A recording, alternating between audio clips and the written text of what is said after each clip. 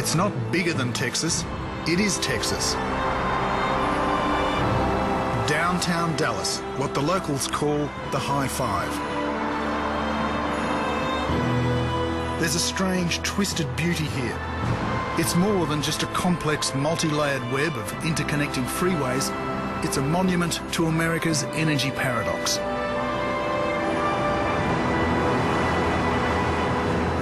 In a car-dependent nation, dependent on others for fuel, the High Five loops and rolls out over some of the richest shale fields in the Lone Star State. And that means the new neighbour moving into the suburbs around here may well be a drilling rig.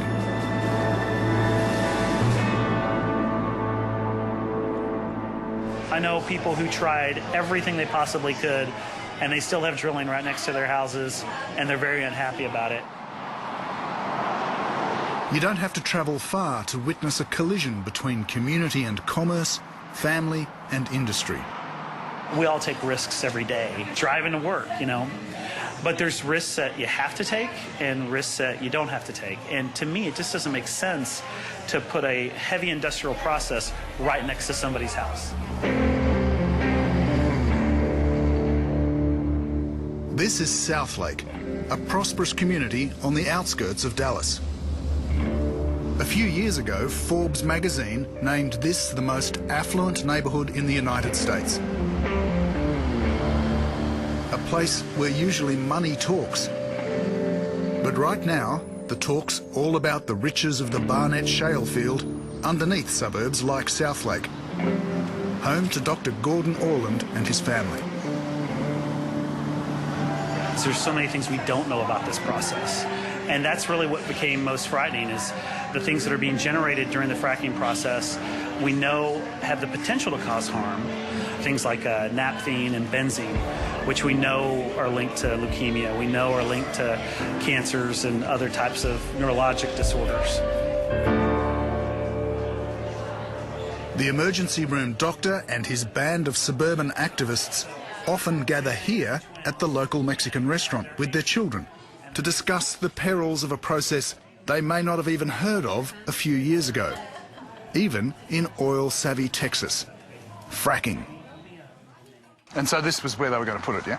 Correct, yeah. Just past that second fence line there. Would have been about 1,700 feet from my front door, and within about 1,100 feet of some of my neighbors. Neighbours like Diane Harris and her family. I'm not going to put a price tag on the health and safety and well-being of my family. There is no amount of money that will convince me that we should have this in the middle of our neighborhoods. It's similar, in my mind, to how we found out about cigarette smoking and cancer. It wasn't that we did a study and found out, oh no, look, cigarettes cause cancer. It was 40, 50 years of exposure. The process that so worries the doctor is hailed by the industry as the key to energy independence.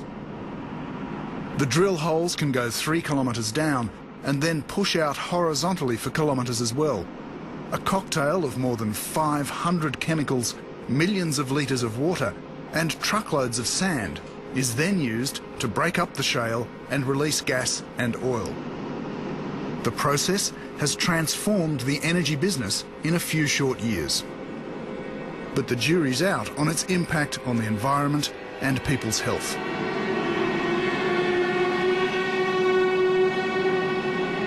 Really, this is a new frontier. Nobody's done this. Nobody's done drilling in an urban setting and studied the long-term effects of what's going to happen. And so, again, it comes back to my health, clean air, clean water. Those are things that we can't live without. We can all live without gas royalties. You know, a few dollars to have an industrial, toxic, chemical-laden facility literally in your backyards, it's not worth it. The risks are not worth the reward. I knew that if I didn't act, and if gas drilling occurred near my home, and one of my children got sick, I would never forgive myself. The method of gas drilling they use is called hydraulic fracturing, or fracking.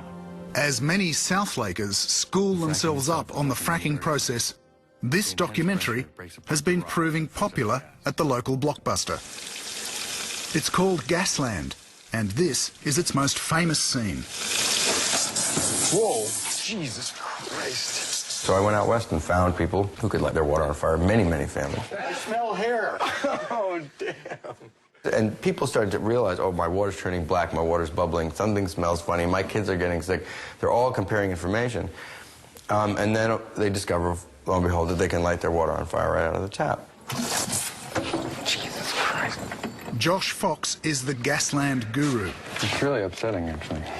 Yeah. It's hard to overestimate the impact of his heartfelt, homespun, yet very powerful documentary. Josh Fox has become the anti-fracking pin-up. That doesn't look very delicious. An inspiration for those fighting big oil, and a serious challenge to the industry. There's a system here that is corrupt. Oil and gas pushes people around. It's bullying.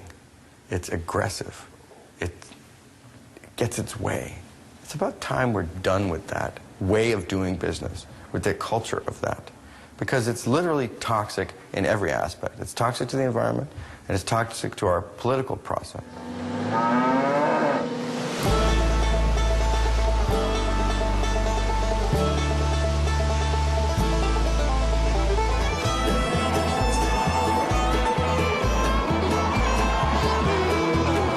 Here in Texas, they're used to big oil. For generations, oil and cattle have forged the formidable Texas character. If you say Fort Worth and you talk about the energy business, you need to say XTO. XTO Energy. 25 years in North Texas. They're now a subsidiary of ExxonMobil. And here, not far from South Lake, at the Fort Worth Stock Show and Rodeo, the crowd loves their cowboys and the big oil operators that bring jobs and prosperity. One of the leading producers of natural gas in the United States, 1,300 employees in North Texas, and they take care of our kids. God bless XTO. Thanks a bunch. Yeah, buddy, yeah, buddy. But the pace of the fracking frenzy makes a wild bucking Broncos seem sedate.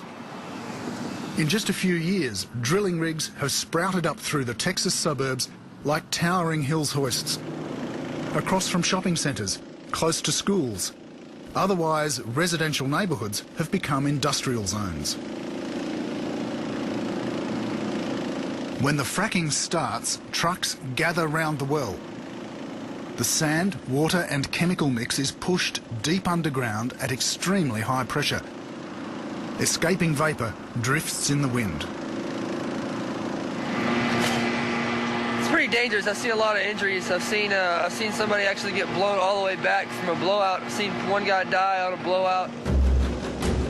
Dangerous, even deadly, but lucrative.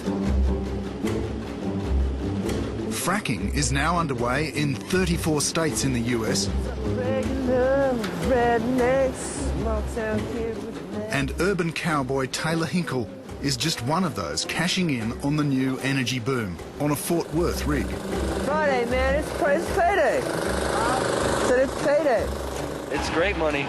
Like I said, it is a lifestyle. Once you decide to do it, once you get in full force with it, you ain't got a choice but to follow it around because you don't know nothing else. When I was younger, I always said it never happened to me, but once you get a taste of that money, it's addicting.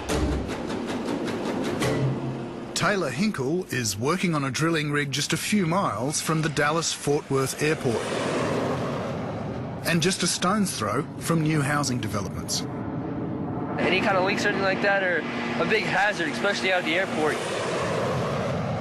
If there was a problem on this location, if say somebody like sparked a lighter in the wrong place, or like a spark was discharged from like a piece of equipment, if this well was to blow up, who's to say that that gas is not going to ignite underneath the ground and blow 20 different ones up around the airport? And that's the rub.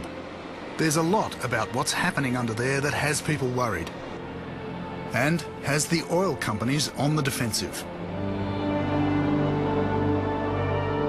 Certainly the API's best practices and operational standards that we encourage industry to use are very important in how industry goes about doing its business to make sure that they are operating safely, environmentally sound, and respectful of the neighbors and the stakeholders.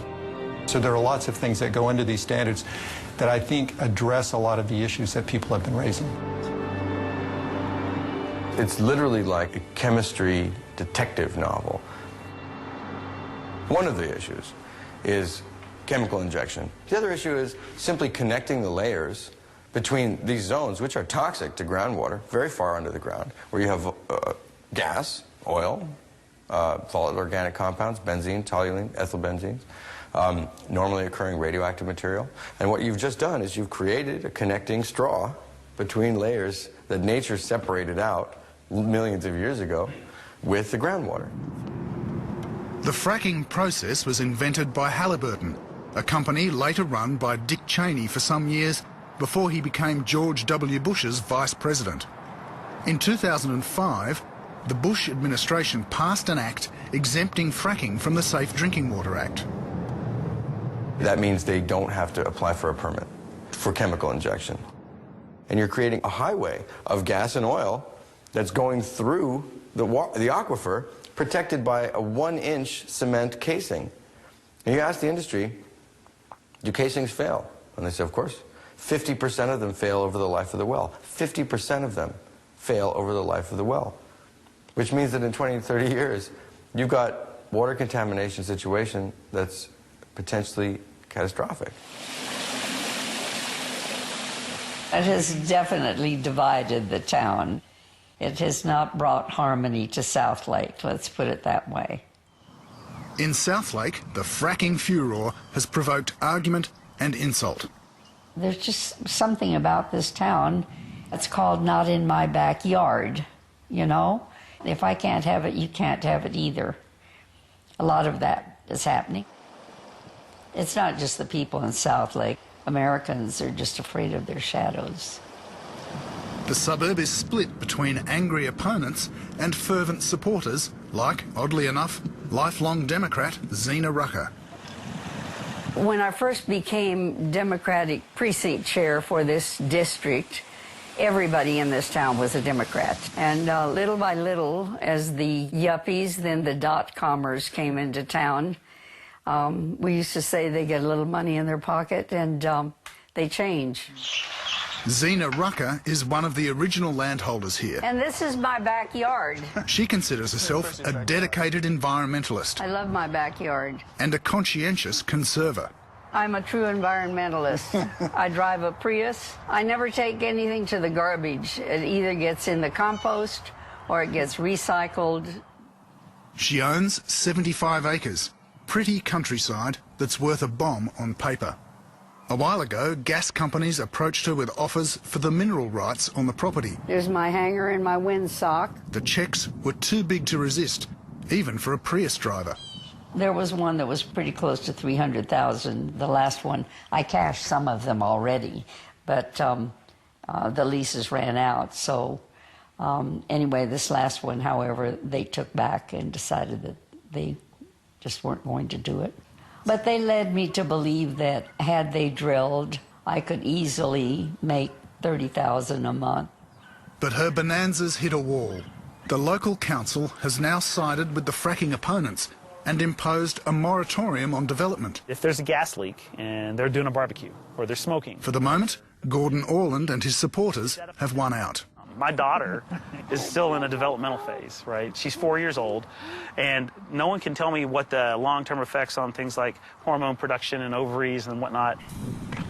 You can't protect yourself from something you can't see and can't smell. But while suburbs battle with worrying new residents, the frackers are descending upon a vast swathe of North America, and in one case, almost an entire state. The remote, sweeping plains and rugged rural landscapes of North Dakota.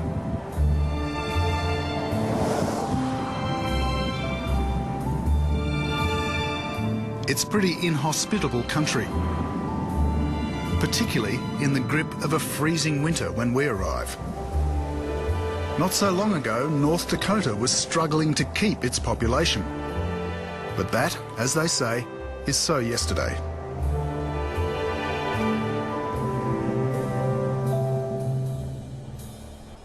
With the way things are going on the oil fields right now, it's just mayhem.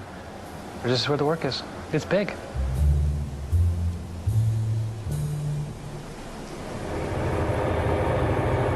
These roads are not made for this kind of traffic. The amount of trucks that are around here, you could only explain it like flies around a cow shit. They're just trucks everywhere. Mike Keen's got the pedal to the metal, and the icy road to the low grey horizon ahead might as well be paved with gold.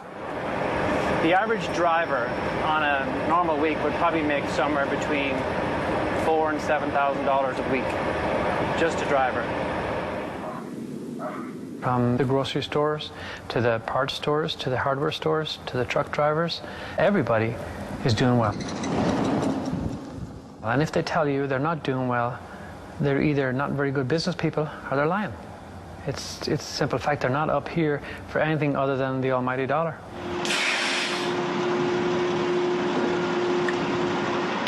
Like millions before him, Mike Keen came to America from Ireland. In the 20 years he's been in the US, he's been a fisherman, a farmer and a horse breeder. Now he's a trucking magnate in the making, hauling water to the fracking rigs. I'm doing good. I'm doing real good. I now have 5 trucks, 5 trailers, all paid for. There are weeks here that I could make in excess of $50,000 for my truck in 1 week. The harder you work, the more you make. There's more oil than we can get out right now. And I'm not privy to what's happening in Saudi Arabia or off the coast or up in Alaska, but this is a big play that's here for a long time. As long as the need's there and as long as the price stays where it's going to be, this looks real strong. Nowhere is fueling America's dreams of energy independence more than this place, the shale-rich plains of North Dakota. Just the oil that's here could help transform the world's biggest oil consumer into the world's biggest oil producer. Boom is an adequate description. A boom beyond, I think it's safe to say, anything that anybody has really seen in this country since probably the land rushes in the early 1900s.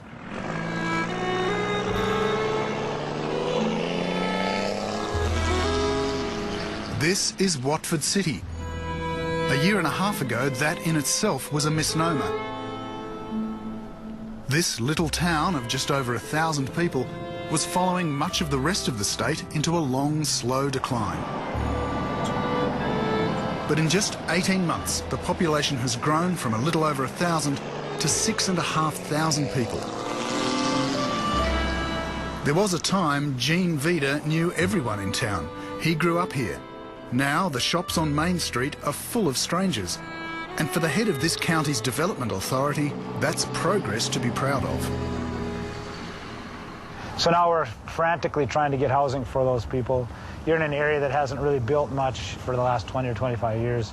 Right now, the challenges in this community are to get water and sewer in so that developers can build more permanent housing.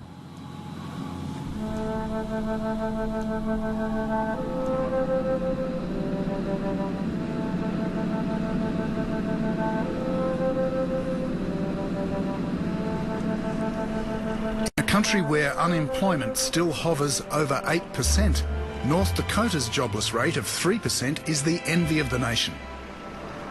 Here in the shale oil belt, in towns like Watford City and Williston, jobs go begging. Walmart, McDonald's, and even a local casino are among the many touting for workers. For those lured by the luster of the oil boom, finding somewhere to sleep can be harder than finding a job. The lucky ones end up here in hastily erected prefab man camps. A bunk and full board in a shared dorm room costs as much as $140 a night. No one's complaining. I'm a fracker. I work for a fracking crew. All we do basically is just pump water, gel, chemicals, and sand down a hole, and it helps the well produce oil more efficiently. Last year I grossed about $85,000, and then this year I should gross a lot more. Others, not so lucky, sleep where they can. Car parks are overflowing with mobile homes and caravans. Truck drivers sleep in their truck cabs, if they sleep much at all.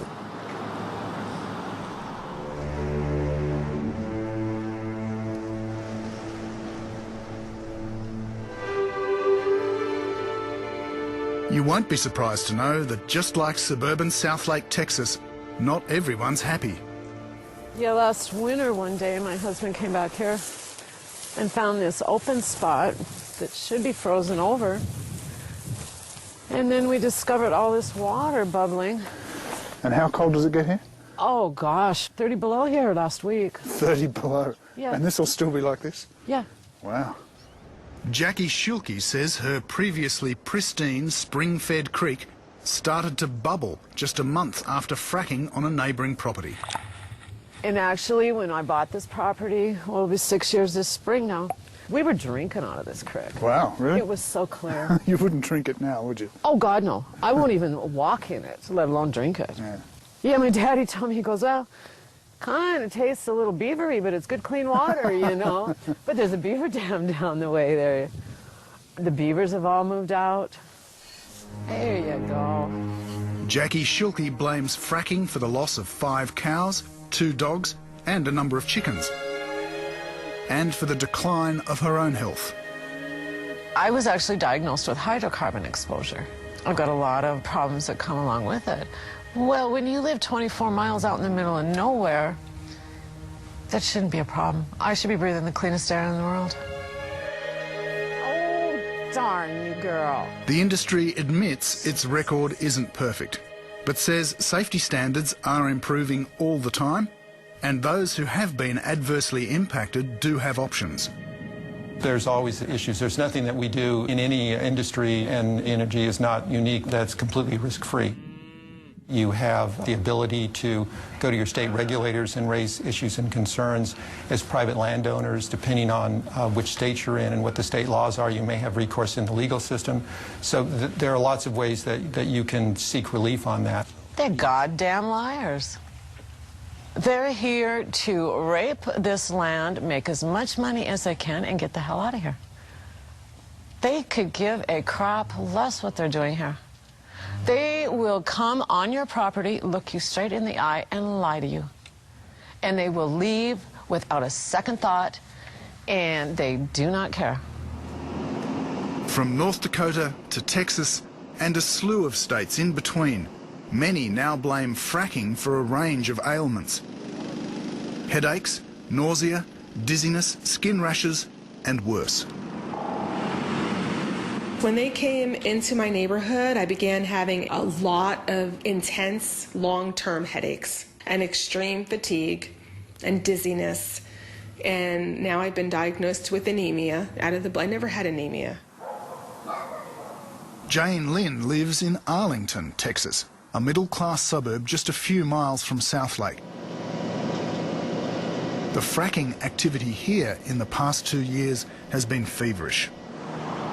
This has been like, I guess, my worst nightmare. It's like a bad dream, and I keep thinking, okay, I'm going to wake up and it's going to be back to normal, and it's not, and it's really sad. Compressed natural gas. Tonight at the Arlington City Hall, Jane Lynn is one of a growing group of concerned residents hoping to block proposals for more wells in the neighbourhood. These drilling rigs are marvelously engineered pieces of equipment. The place is packed, and it quickly becomes apparent not everyone is on her side. It's a good thing for everybody. These days it seems like the tail wags the dog, and I think it's time for the dog to stop that. Thank you.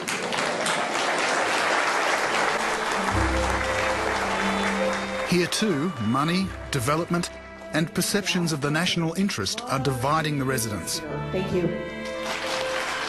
Tonight, Jane Lynn and her activist friends won and lost. Council voted against one well site proposal, but approved another.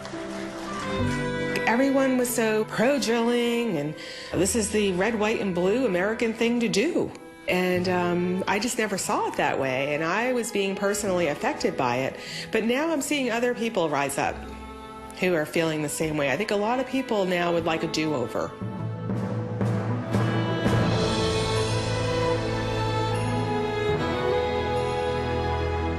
In this car-crazy nation, with its reliance on prickly, often hostile and unstable Middle Eastern suppliers, it's easy to see why the new energy rush within has gathered such momentum.